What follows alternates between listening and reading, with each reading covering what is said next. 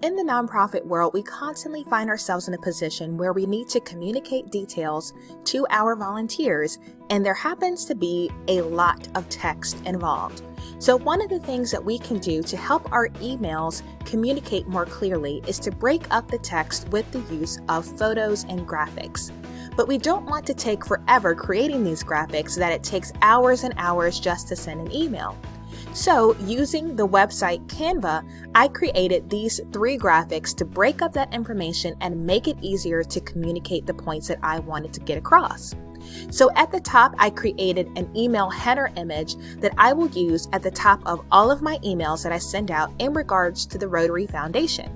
All I need to do each time I email is to change the area on the top right and put the addition that it is. Then further down, I can put in graphics to break up the text. Right now, we're talking about foundation presentations to get in line for Foundation Month in November and our upcoming World Polio Day.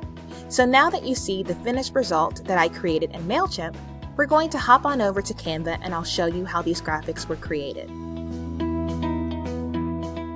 So the graphic at the top is an email header, and you can get to that template by going to the search bar and typing in email header.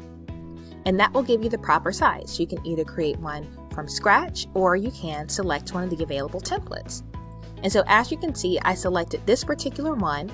I added in the Rotary logo at the top and I changed the colors to match the Rotary brand. So if we click on this yellow, you'll see where I have the Rotary yellow and the Rotary blue stored in my Canva account. This is something that you can do with the Canva Pro account, which you can get for free by clicking on the link in my description and letting Canva know that you are a 501c3. So that's how I create the graphic for the top, and you can click on the text to change that for the different editions of your newsletter. After I created that email header, I wanted some graphics created so I could break up the text. And I didn't want them to be as wide as the email header at the top. So what I actually used was the SoundCloud banner template. And if you click on that, it'll give you a bunch of options on the side. And here is what my graphics look like. So I was able to take one of the graphics on the side, change the colors to match Rotary's colors, change the text to match Rotary's text. And then this particular one, I took an image I found on Facebook and I stretched it so that it fit into this area. So when I'm done creating all my graphics, I just click on download. I download all my images and I'm able to drop them into MailChimp.